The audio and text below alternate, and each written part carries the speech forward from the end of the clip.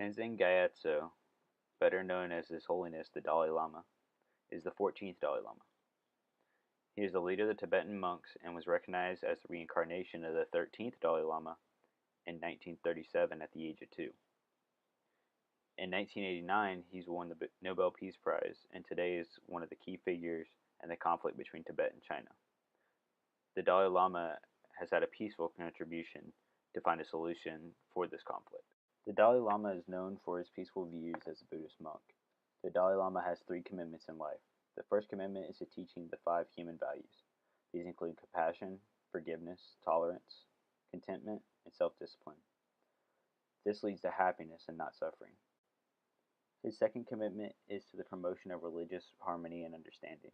This is a common problem in the wars and conflicts of today. The Dalai Lama believes that all major world religions have the same potential to create good human beings, and they can all live in harmony. The third and final commitment is to preserve the Tibetan culture. This is the culture of peace and nonviolence. These 3 commitments are what drives the Dalai Lama to work for a solution to help the Tibetan people regain their freedom of religion and culture. The Chinese government occupied Tibet in 1951. In 1959, the Dalai Lama escaped to exile in India and continues to find a peaceful solution with the People's Republic of China today. The Chinese influenced the people and monks of Tibet by making them relinquish their personal values, religion, and even their language.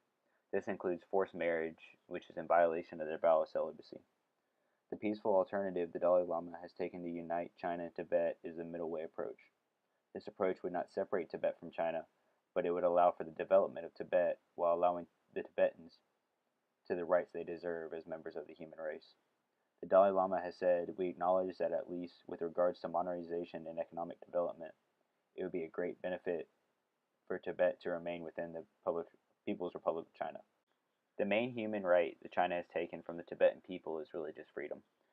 Many of these people cannot practice their religions peacefully or express their beliefs. This is very hard for these people because many of them are Buddhist monks. Religion is a very serious matter, and especially in Lhasa, the holy city. Many religious people would rather go to prison than stop practicing their religion.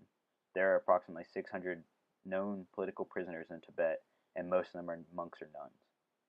The removal of Tibetan religion may not be the only human right affected, but is the most noticeable because of how the area reacts and practices their religion. The United States have been in support of the Chinese since 1950. They moved to a more mutual position since then, and today the United States has a strong support for the preservation of the Tibetan rights. While the United States and Barack Obama are in support for the rights of the Tibetan people, they do not support the independence of Tibet from the People's Republic of China. Today, China and the United States have one of the most complicated relationships in the world, both economically and from a military standpoint. The United States and China have pushed ahead with limited steps to reduce a long-standing mistrust between them. The relationship between China, Tibet, and the United States is complicated because while the United States supports the idea of restoring human rights to the Tibetan people, it cannot risk the shaky relationship between themselves and China. The White House has gone on record saying the United States supports the Dalai Lama's middle way approach of neither assimilation nor independence for Tibet and China.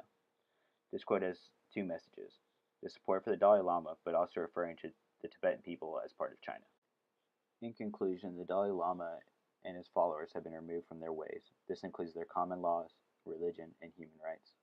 The Dalai Lama is pushing for a middle way approach. This allows for the Tibetan people to be supported by the People's Republic of China and restore their basic human rights to them as well.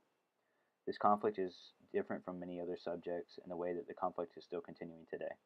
The United States could still have an everlasting effect on the outcome of this situation. I hope one day the people of Tibet are allowed to practice their religion in their homeland and not be afraid of imprisonment and in some cases tortured because of it.